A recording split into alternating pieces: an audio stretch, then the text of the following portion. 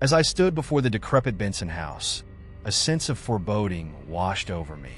The sun hung low in the sky, casting long shadows across the overgrown lawn, where weeds thrived in the absence of care. I could feel the weight of the air, thick with an unsettling energy that prickled at my skin. This was not just any house. It was a vessel of despair, a place where the echoes of torment lingered. I took a deep breath, steeling myself for what lay ahead. The family was waiting for me at the door, their faces etched with worry and fear. Mrs. Benson, her eyes sunken and tear-streaked, clutched her husband's arm as if drawing strength from him. Their two children, a boy and a girl, huddled close, the innocence in their eyes overshadowed by the terror of the unknown.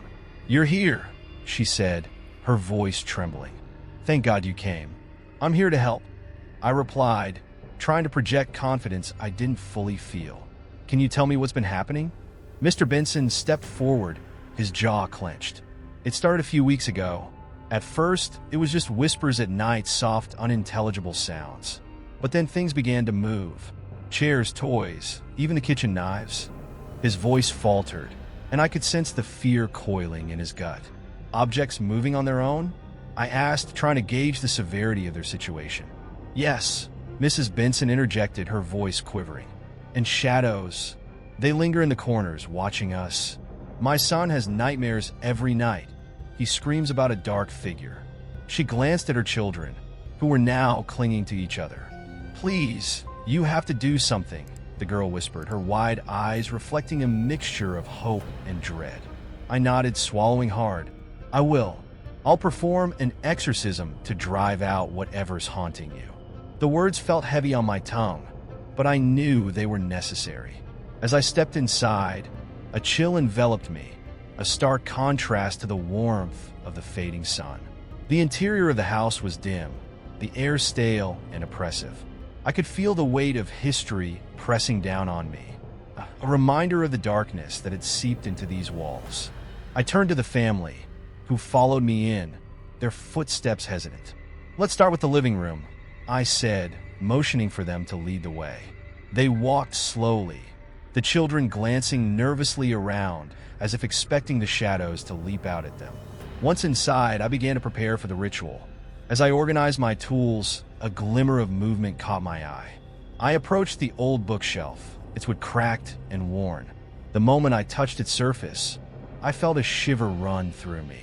It was then that I noticed a weathered journal tucked away behind a row of dusty books. Curious, I pulled it out, my heart racing as I recognized the handwriting.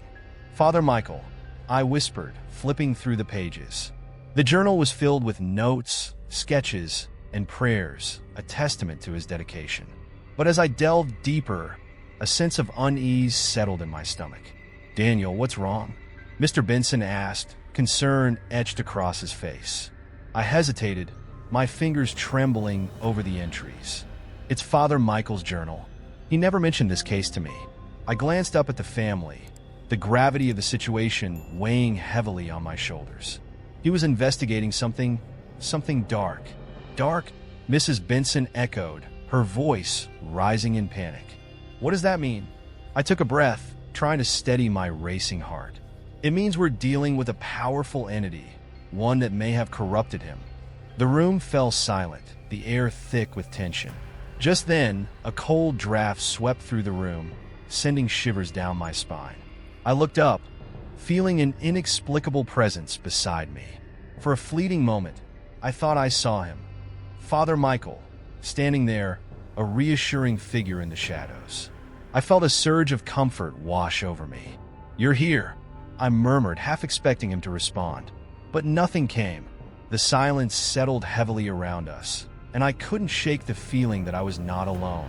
I shook my head, trying to clear the thoughts swirling in my mind.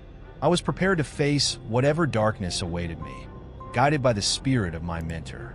"Let's begin the exorcism," I said, my voice steady despite the unease gnawing at me.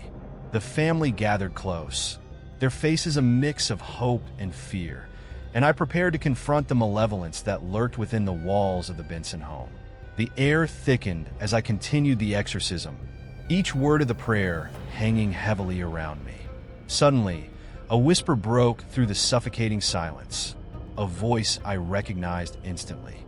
"Daniel, continue," Father Michael urged, his voice echoing in my mind as if he stood beside me. I turned instinctively, my heart racing with a mixture of hope and anxiety. "Father, is that you?"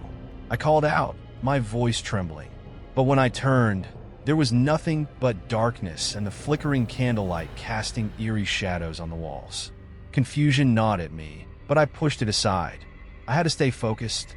"I will proceed," I murmured to myself, gripping the silver crucifix tightly in my hand, as if it were a lifeline.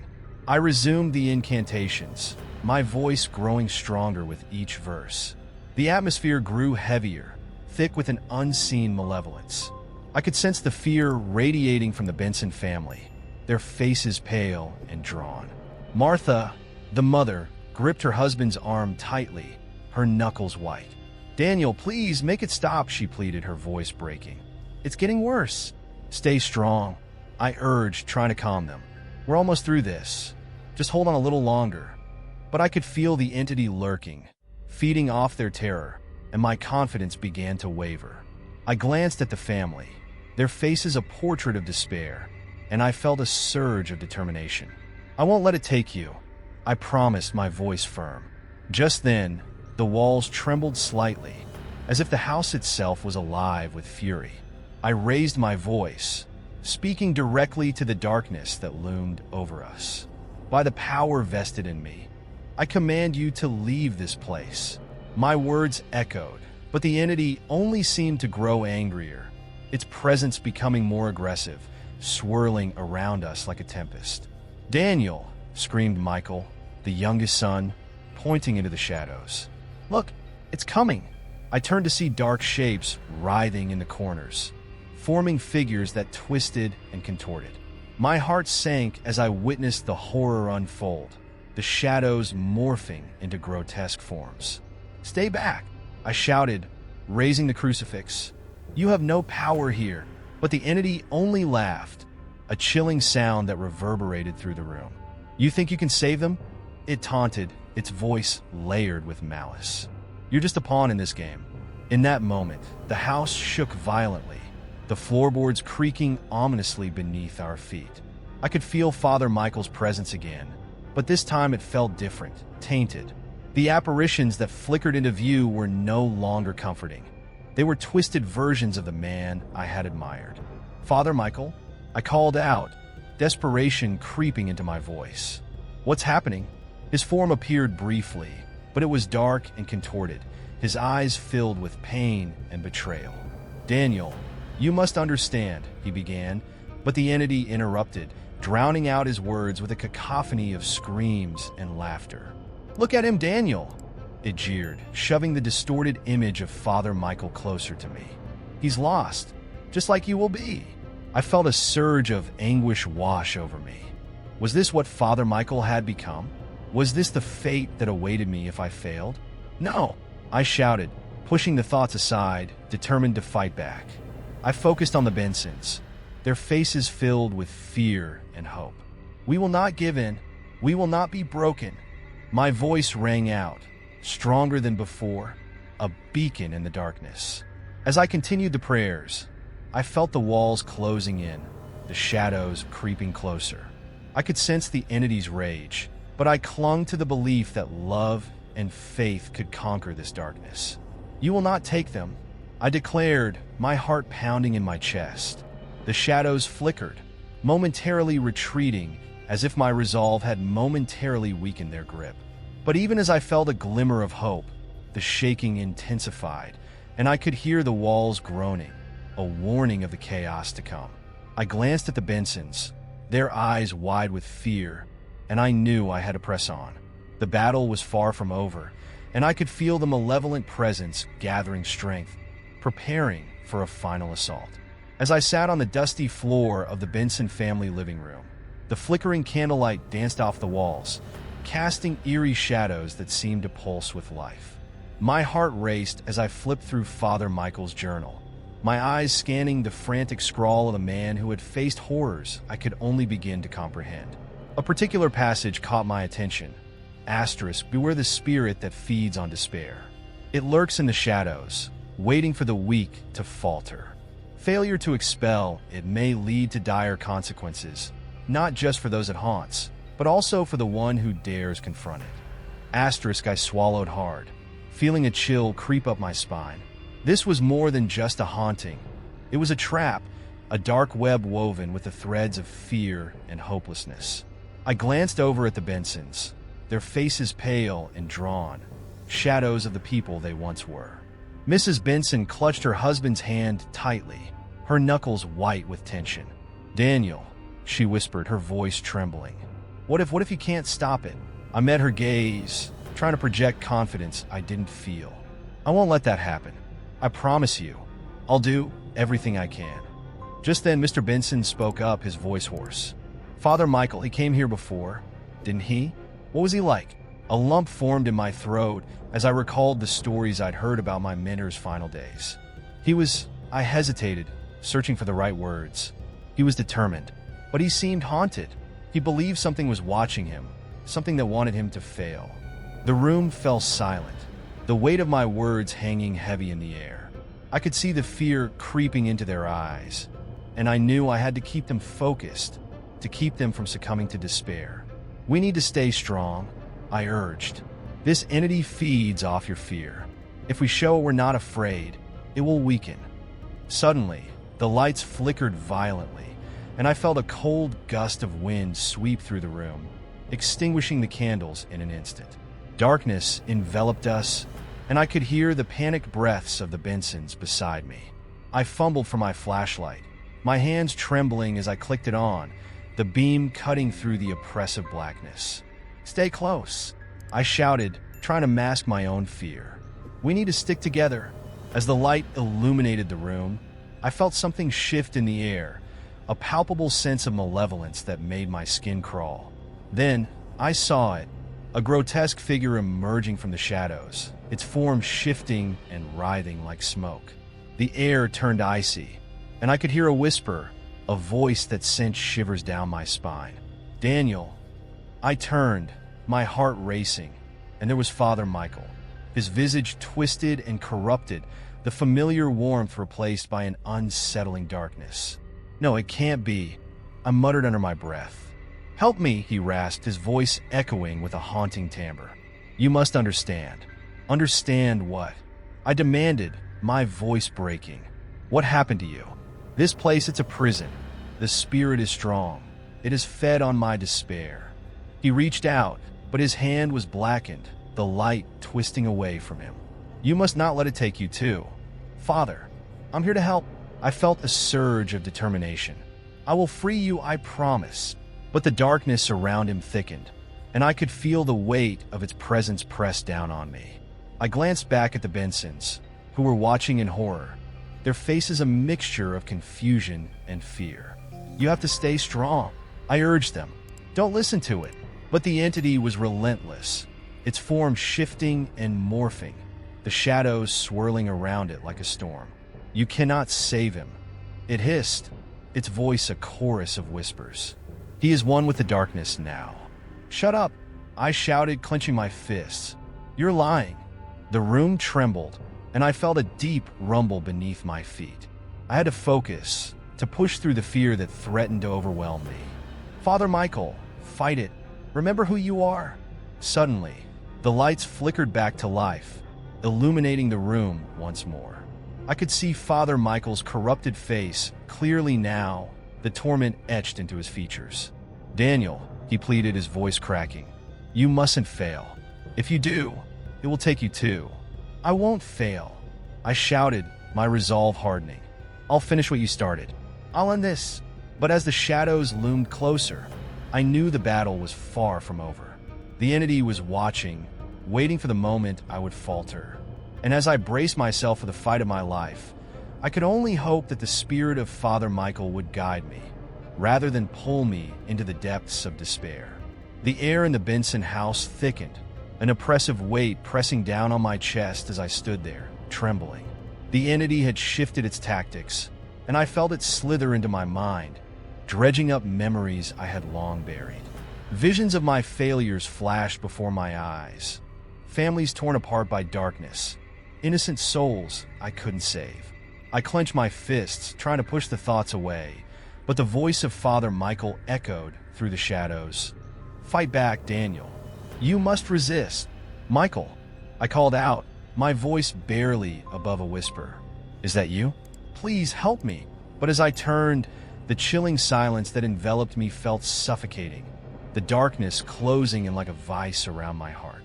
I could almost see him, a flicker of the mentor I once knew. But in his place stood a grotesque reflection, twisted, corrupted. The entity was using him against me, warping his essence, and I felt a shudder ripple through my bones. "Daniel, you can't escape your failures," it taunted, its voice dripping with malice. "They will always haunt you." "No," I shouted, shaking my head violently. "I won't let you win." I could feel Father Michael's presence beside me, though it felt more like a shroud of darkness now, an echo of his spirit twisted by despair. The room pulsated with a sinister energy, the walls trembling as if they were alive, feeding off the terror that saturated the air. As I fought to maintain focus, the entity conjured images of the families I had lost, their faces contorted in agony. "You failed them, Daniel. You let them down. Just like you will let this family down," it hissed, and I cringed at the truth it wielded like a weapon. My throat tightened as I thought of the Bensons, their eyes wide with fear, their hope hanging by a thread. "Get out of my head!" I roared, my voice reverberating through the dimly lit room, startling the family huddled in the corner. They were watching me, their expressions a mix of fear and concern. "Stay strong," I urged them, but my own resolve was wavering. The shadows danced around me, taunting me, as I felt the pull of despair threatening to drag me down. "Daniel." Father Michael's voice broke through the chaos, but it was laced with an undertone of sorrow. "I was wrong to think I could contain this evil. It's too powerful. Don't let it take you, as it took me." "No," I cried, fighting against the darkness that sought to consume me. "You're still in there? I know you are. We can fight this together." But the entity only laughed, a chilling sound that echoed off the walls. "Together? Oh, how naive, Daniel. Your mentor is lost, just like all those you failed. All you have is your weakness." The room shuddered, and I felt the temperature drop, my breath visible in the air. "Listen to me," I shouted, desperation fueling my words. "I won't give in. You may have twisted Father Michael's essence, but you cannot take my spirit." I reached deep within, summoning the memories of those I had fought to save, their laughter and love filling my heart with warmth. The entity recoiled, sensing the strength of my resolve. "You think your memories can shield you? They will be your downfall." It lunged forward, and I staggered back, but a flicker of determination ignited within me. I could feel the energy of the Bensons surrounding me, their love a fragile barrier against the encroaching darkness. "Father Michael," I called again, my voice steadier now. "You can fight this. I believe in you." The shadows writhed, and for a moment, I saw a flicker of light within the darkness, a reminder of the man who had once guided me. "Daniel." His voice was faint, almost lost to the chaos. "You must finish what I started. Do not let my failure become yours." With every ounce of strength I had left, I began to chant the final part of the ritual, my voice rising above the cacophony. "In the name of light, I command you to leave this place. You have no power over me." The walls trembled, the air crackled with energy, and the entity shrieked in anger, its grotesque form flickering as if it were struggling to maintain its shape. But the darkness surged back, wrapping around me like a suffocating blanket. "You are weak, Daniel. You will never be free." The room spun, and I could feel myself being pulled under, the shadows swirling around me. "Stay with me, Michael," I cried out, clutching at the flickering light I could still sense. I could feel the weight of the world crashing down, but I refused to let the darkness win. I had to fight, not just for myself, but for the Bensons, for Father Michael, and for every soul that had ever been lost in this battle against evil. The air thickened with tension as the house began to tremble, the very foundations groaning under the weight of the malevolent force unleashed within. I could feel it, a darkness so deep it clawed at my mind, whispering fears and doubts I had buried long ago. "Father Michael," I shouted, hoping against hope that I could still reach him amidst the encroaching chaos. "I need you. Please guide me." But instead of reassurance, I felt a cold grip wrapping around my heart, pulling me toward the abyss. "Daniel," a voice echoed, distorted and hollow. I turned, expecting to see my mentor, but what appeared was a grotesque version of him, a shadow of the man I had once admired. His eyes were empty voids, filled with despair and malice. "Father Michael," I stammered, my voice quaking. "Is that you?" "Help me," he cried, but there was an unsettling edge to his plea. "You have to let go. Join me, Daniel. Together, we can become stronger than this." "No," I shouted, clenching my fists. "I refuse to join you. You're not the Father Michael I knew. You're a puppet of this darkness." The walls shuddered as the entity unleashed its wrath, the air crackling with malevolence. It fed off my fear, twisting the very fabric of reality around us. I could hear the Bensons screaming, their voices mingling in a cacophony of terror that spurred me on. I had to protect them. I had to save Father Michael, even if it meant confronting the twisted version of him standing before me. "Tell me what happened," I demanded, desperation fueling my resolve. "You were supposed to protect them. You were supposed to finish what you started." "I tried," he screeched, his form flickering like a dying flame. "But the darkness, it was too strong. I thought I could contain it, but it consumed me. Now, I need you to take my place." "Never," I roared, channeling every ounce of my faith and courage. "I will not let this evil win. I will not be your vessel." The house convulsed as if responding to my defiance. I could feel the entity thrashing, its rage reverberating through the walls. I raised my hands, invoking the sacred words from Father Michael's journal, my voice steady despite the chaos. "In the name of the Father, the Son, and the Holy Spirit, I command you to leave this place."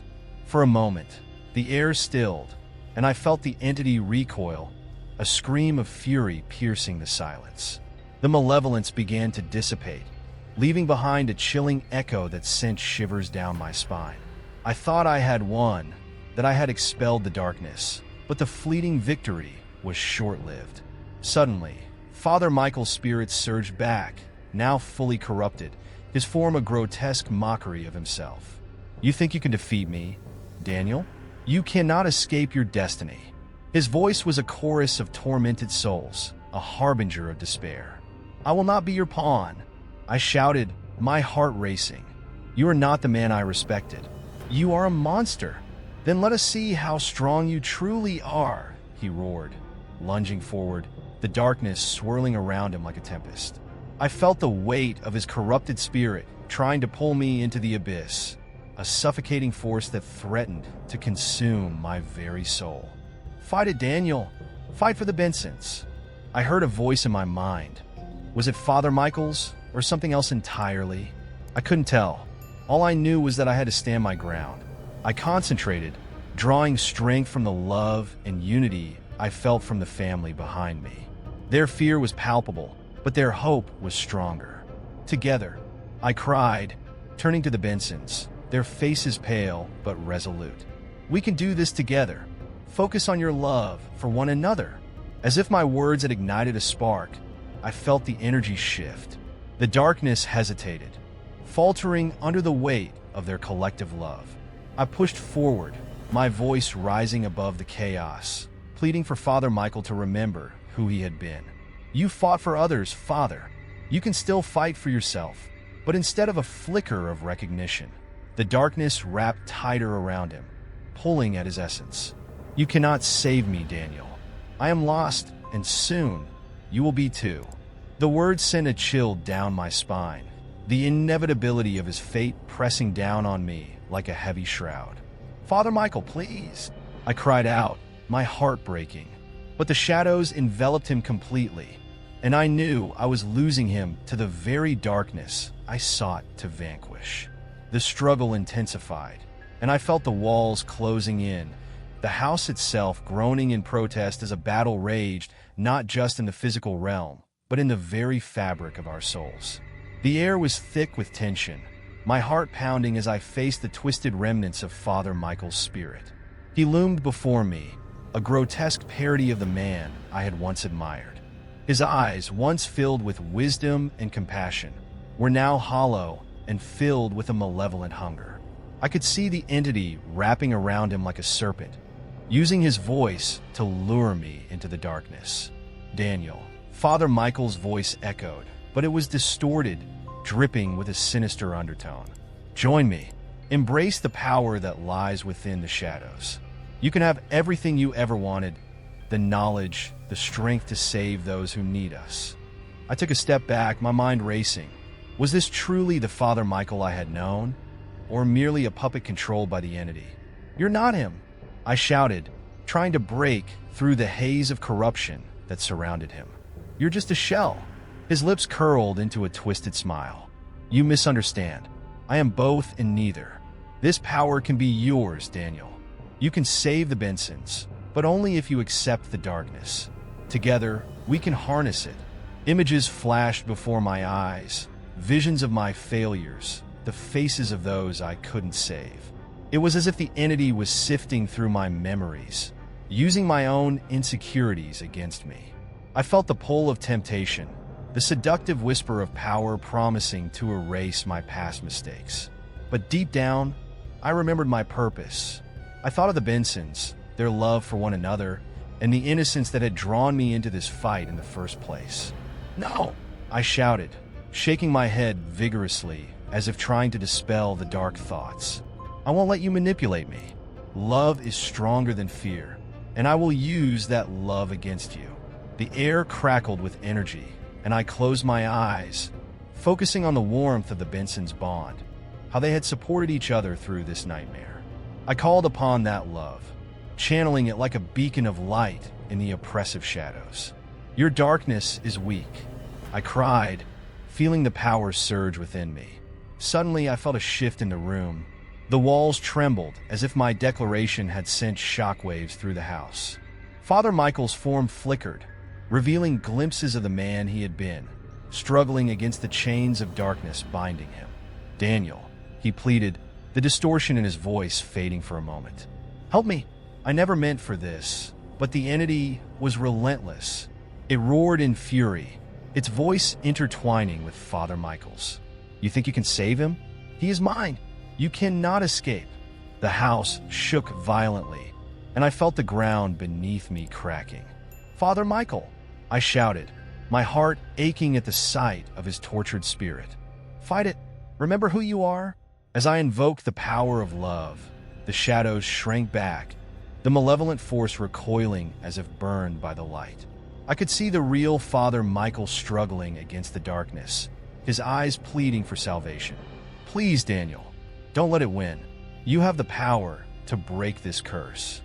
Just as I felt the tide turning, the sound of cracking would echoed ominously. The house began to collapse around us, debris falling from the ceiling, as if the very structure of evil was giving way. "No!" I screamed, trying to maintain my focus. "This ends now." But the entity was not done. With a final, desperate surge, it lashed out. Father Michael's form twisted, and in that moment, he lunged toward me, his arms reaching out as if to pull me into the darkness with him. "Join me, Daniel. We can rule together. It's too late for me, but not for you." I felt the weight of the world pressing down, and in that instant, I remembered my mentor's teachings. "You are stronger than this," I whispered, both to Father Michael and myself. "You can fight it." But as I reached out, the house gave a deafening roar, collapsing around us. "No!" I yelled, but it was too late. The last thing I saw was the horror in Father Michael's eyes as the darkness engulfed him, dragging me down with it. The screams of the Bensons echoed in my ears, drowning in despair as I felt the ground give way beneath me. The last thing I heard was a chilling whisper reverberating through the ruins of the house. You will never escape. And then, darkness enveloped me, leaving behind the wreckage of what once was a promise unfulfilled, a struggle far from over. If you like the supernatural story, subscribe, like and comment, and see the next supernatural horror story.